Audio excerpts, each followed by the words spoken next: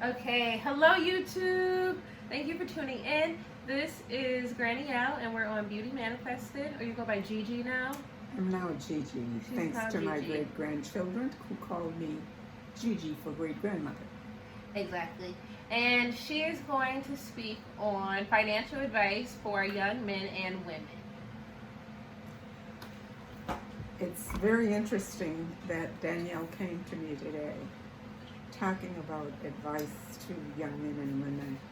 And I don't know that I'm the best person, but I think I'm the best person because I have a view that I think is diametrically opposed to practically everybody I seem to meet. I think that I put the F into frugal, aka cheap. They don't use the word frugal anymore. They talk about people as being cheap, which I think is very derisive because I don't think I'm cheap. And one of the things that many of my friends frequently say to me is that I probably have money that I got when I made my first Holy Communion. And for those of you who are Catholic, that means when you take the sacrament for the first time. And believe it or not, I found 2 coins that I got when I made my first Holy Communion at 6 years old. And today I'm 87 years old. And if the coins were in mint order, they mint condition, they would be valuable. But of course, in those days, coins were minted in real silver or real aluminum, not some kind of residue of whatever they put into coins nowadays. The coins that they make nowadays, it probably costs much more to make them than they are worth. For instance, pennies. I don't understand why they still make pennies, since pennies don't, well, I've only moved to Texas recently, but taxes on $1 in Texas, you have to pay 8 cents on each dollar that you spend. And I find, what's the word I use? Anathema. I can't believe that it costs that much when they send out the little papers that they use, the sale papers. If people looked at them very closely, they're really good, but it lets you know how much stuff costs. And I don't think parents share with their children how much stuff costs, and that a lot doesn't go into saying yes, and you get an allowance. And what is the definition of allowance? That means that which you are allowed to have, and then they come behind and buy them a lot of stuff. Does that make sense? And I don't understand that, because it's double dipping. And how are you going to learn how to save if after you get an allowance, you can go and say, well, Mom, I'd like to go to Mickey D's, or I'd like to go to wherever you get your little noshings, which are expensive. And that's with dinner coming. Why do you buy noshings when you're getting ready to serve dinner? And why do you ask or answer, what's for dinner? I have cooked dinner, and dinner is what I am serving. Now I will tell you what I'm cooking today. I'm cooking chicken, maybe it's broiled chicken, maybe it's boiled chicken, it might be fried, it might be baked, it might be broiled, but basically it is chicken. I've never had any of my children ask me how it's cooked or anything, because my feeling is if you want it cooked a proper way, and even when I was a young mother, that was my feeling, that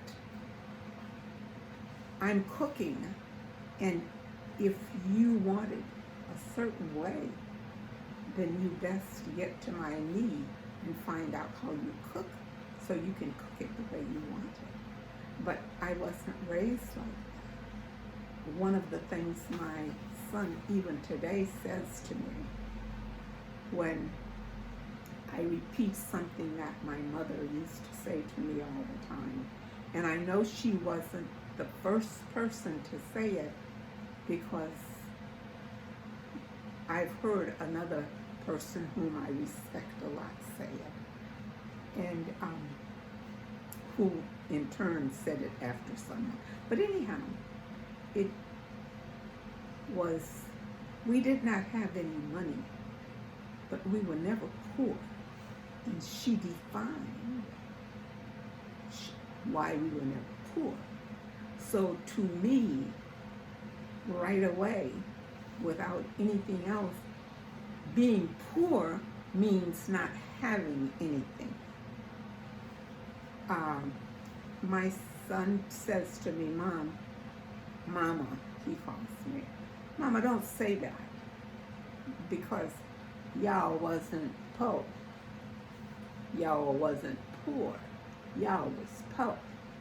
And I thought, now why do you say that?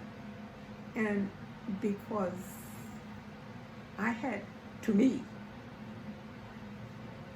according to Mama, we never went to bed hungry.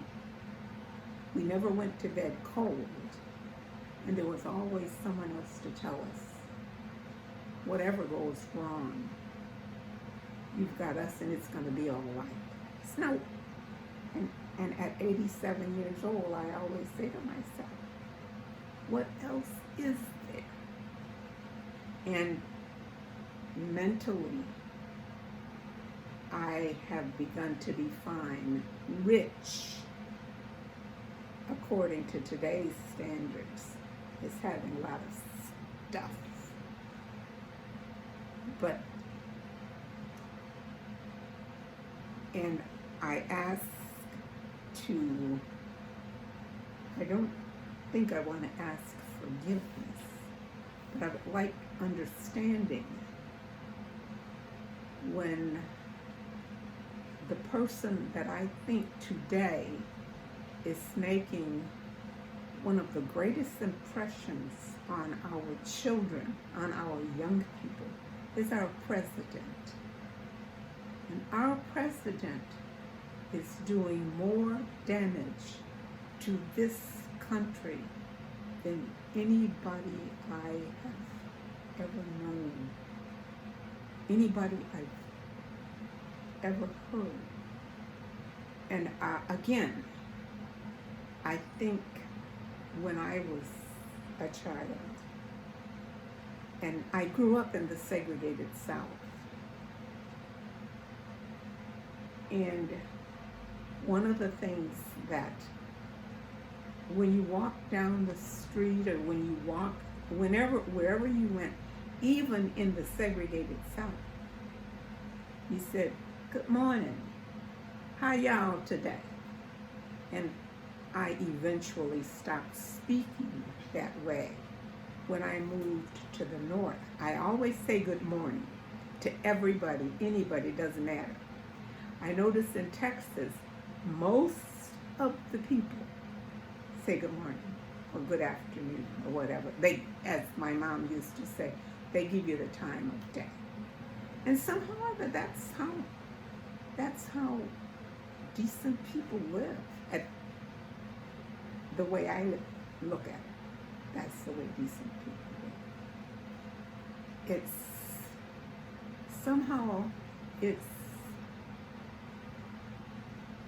It's hard for me to again, listening to all of the things about which our former president is being blamed, and which I have seen with my own two eyes. I don't understand how does one person who is an American, the leaders are a former leader of one of the, or not one of the, if not the greatest nation in the world. How is he able to get away with this? And the people that he represents, nobody says anything. We have a voice and we don't use it.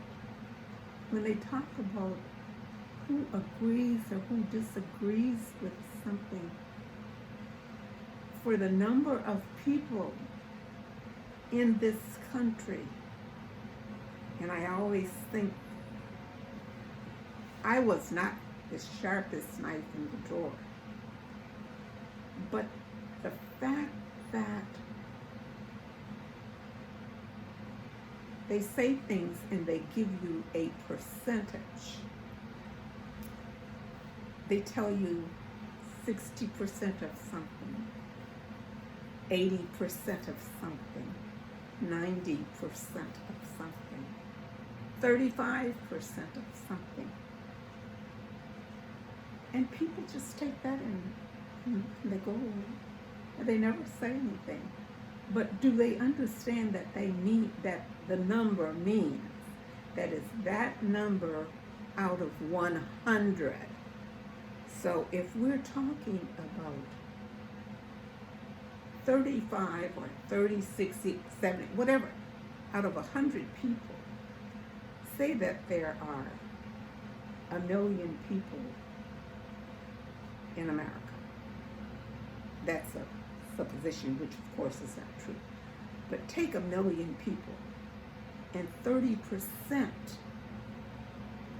of that million, 30 out of 100. So 30 out of that would be 300,000 people disagree with 70,000 people. And that 70,000 people, or that 70 people, represent the other 300,000 people who are here. They are able to say yes when those people say no. Don't you understand? Don't they teach, and I'm sure they do, that your voice counts, but it only counts if you use it. You can't allow somebody, irrespective of whom that person is, to, as the kids say, just diss you and pretend you're not there. You cannot, it can't be pretended that you are not there. But you allow 7 people to kick the other 3 to the curb. Is that right? You make it right when you don't vote. And the thing is, today, the young people in this country, there's not much I can do other than just keep on talking or being disagreeable or whatever it is. But my thing is that if young people do not allow or continue to allow the people in Congress and the Senate to do the representation that they're doing, we're in deep yoga. We really, really important.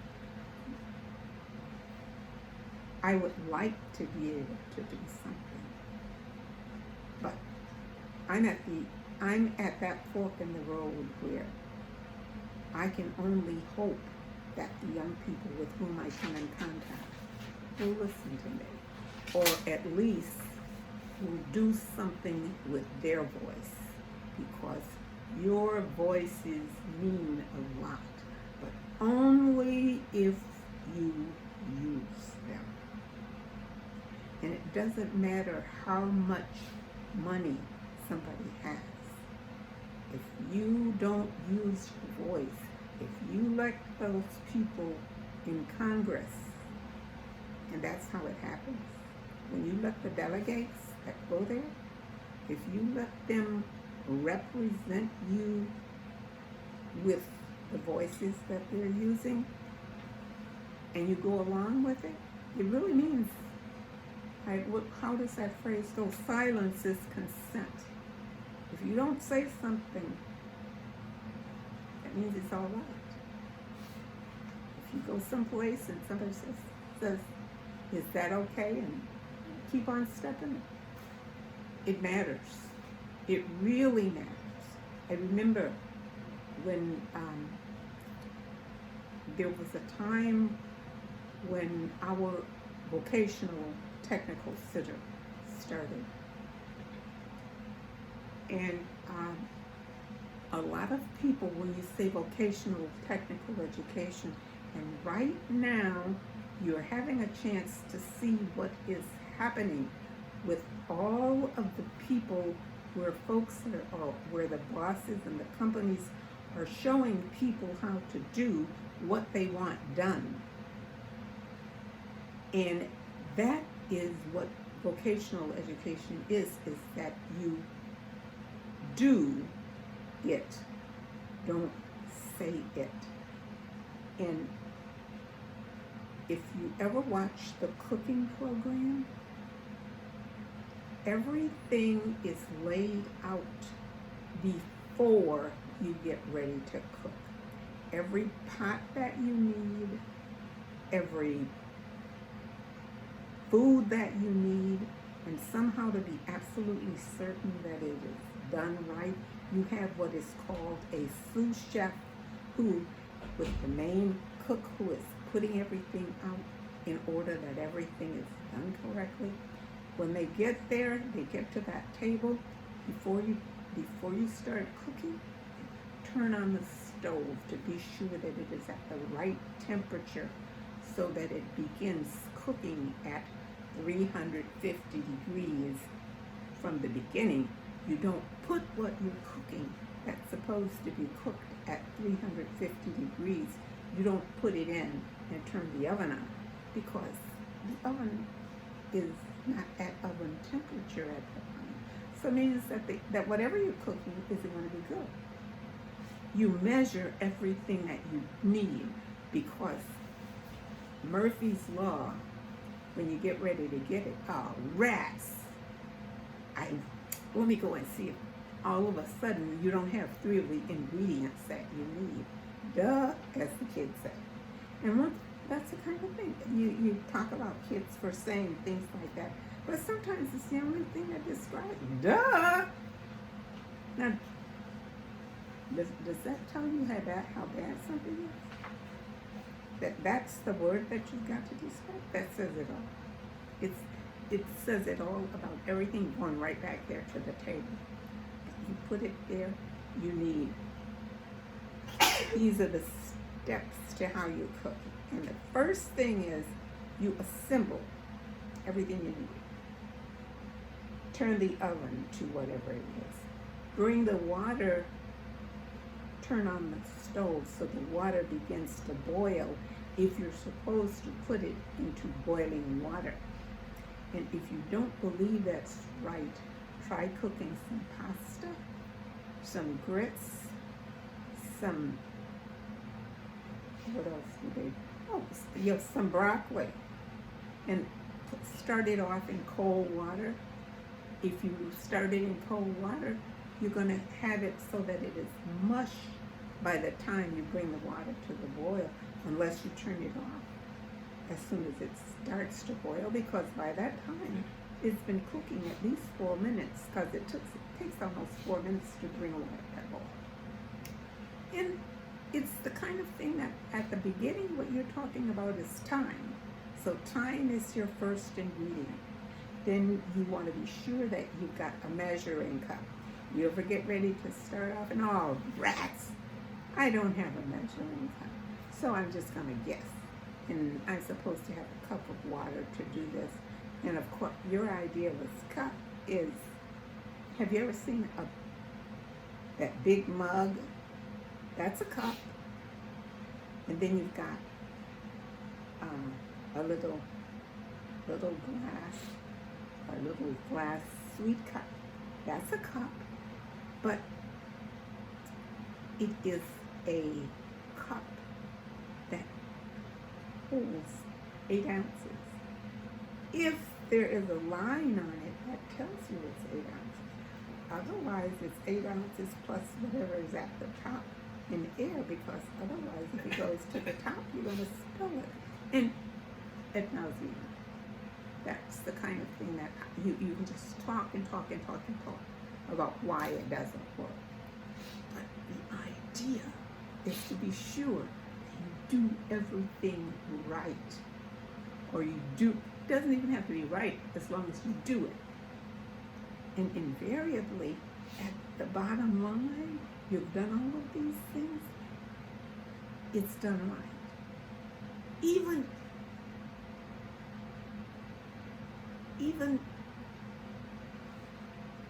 I can't say if, because as soon as you put an if in there, it means that there is a maybe.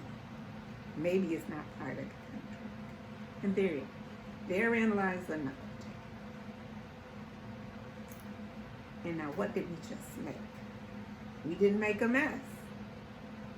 What we made was going to be a recipe for success, because we made all of the instructions from top to bottom.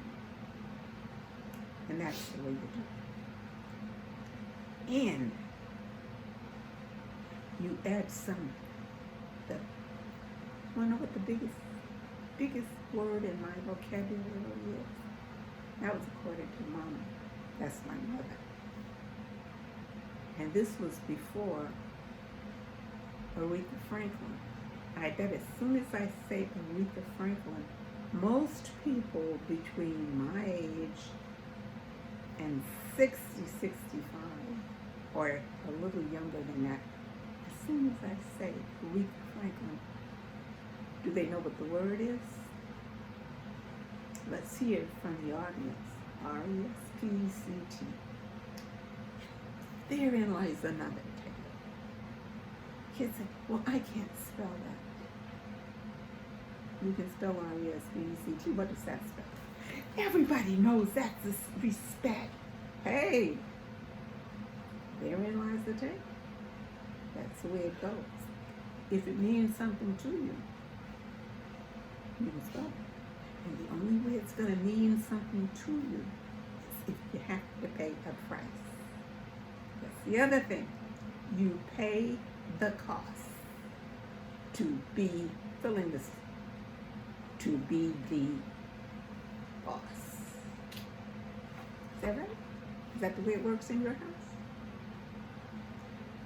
Get an allowance, whatever it is.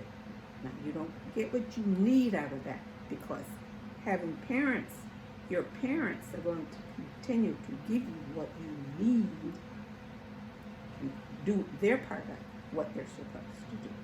But an allowance lets you buy something extra, something that you want on your list of, make a list, take a sheet, fold it in half. On one side, write what I need. On the other side, what I want. Now, what I need every morning when I wake up First of all, if I wake up, I start off with one thing. Got a day before me because I woke up. I can wiggle my fingers and toes. I can turn over. I think I'm in relatively good mind. I'm in relatively good spirits. I have food to eat. I have a roof over my head. When I look out the window, this morning I looked out the window, the sun was shining. I need all of those things. And I didn't lift a finger. It was there for me.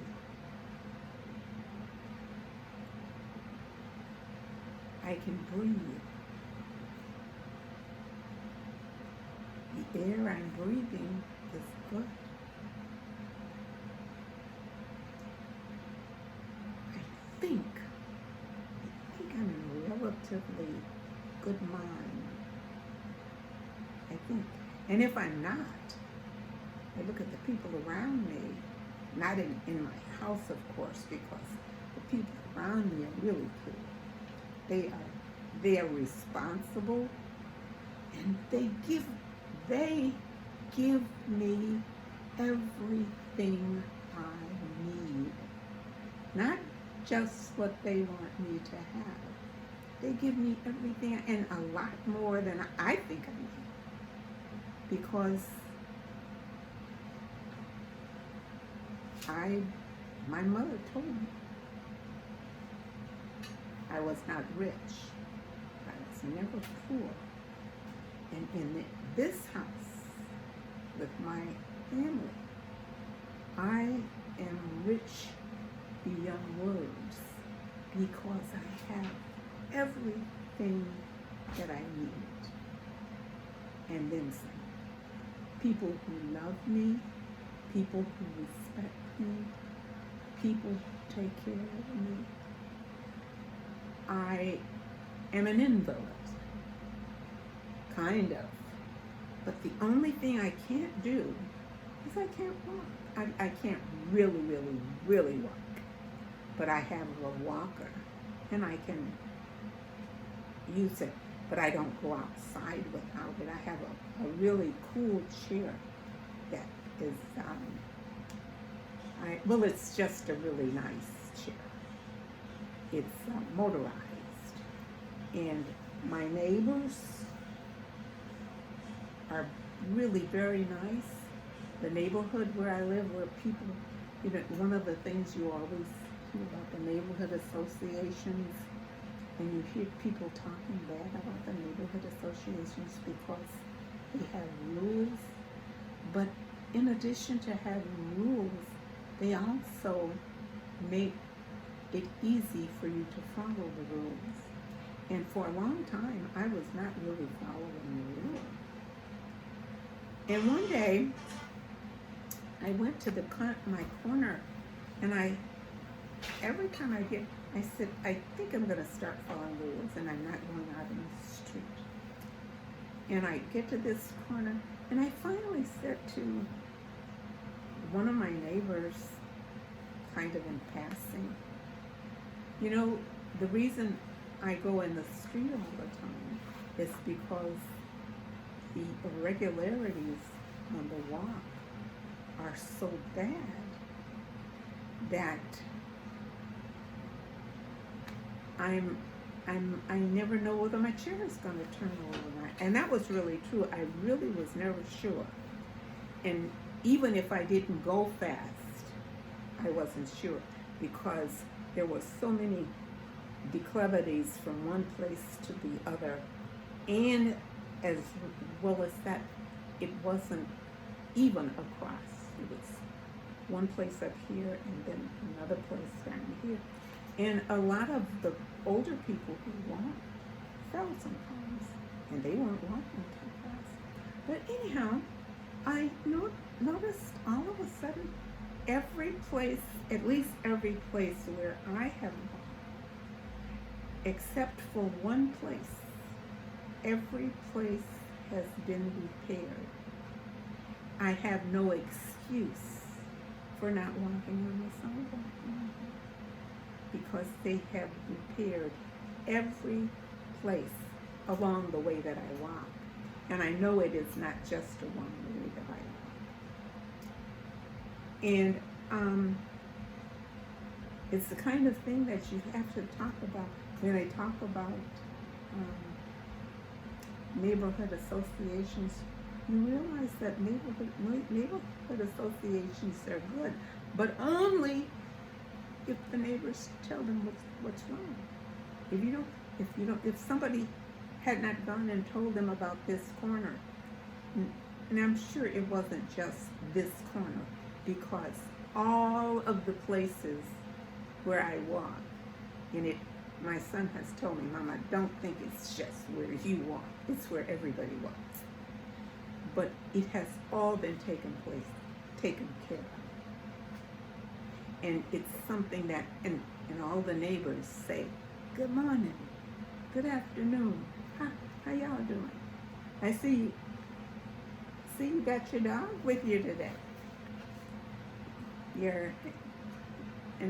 And dog has gotten to the point, she's so cool, she doesn't even talk to people anymore, because I finally impressed on her that the street doesn't belong to you. That's your neighbor, even if it's a dog. She is your neighbor. And one of the things you find out is that a lot of people really do. You really can talk to your dog. You can talk to your cat. There's a bird that comes by my house every morning when I walk, sits on the same plank on the fence and waits for me, God bless you, waits for me to stick a piece of bread in the fence. And all of the places where I stick the bread in the fence, you can see where this bird has picked.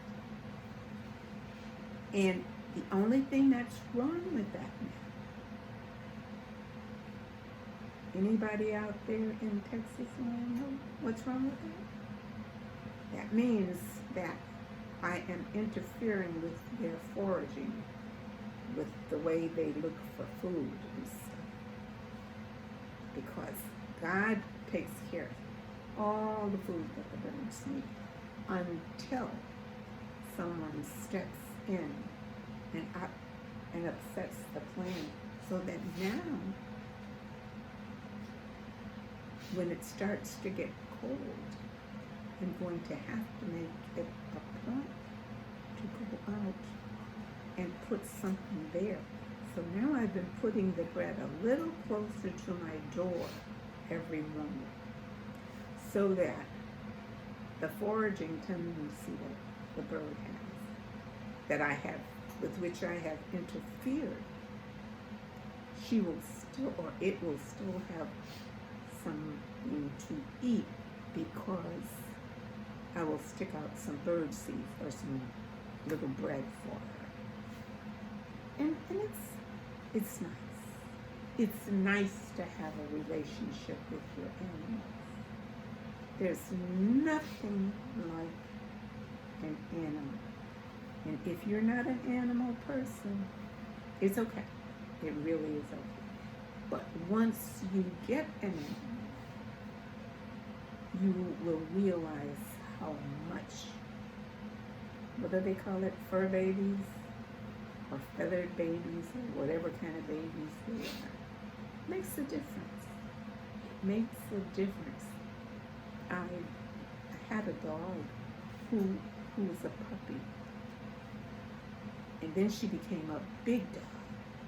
She was 80 pounds when she went to University of Oklahoma. But she still thought she was a puppy because I treated her like a puppy. Therein lies another tale. And You find that you get what you get. You get what you get. And as I had a student who used to say, life goes on. And it does. Do you have any more questions about that? Is that all you have to say? Not really. I could, if I start talking about these babies, I could talk forever. Okay, well say goodbye to YouTube. You too. Adios.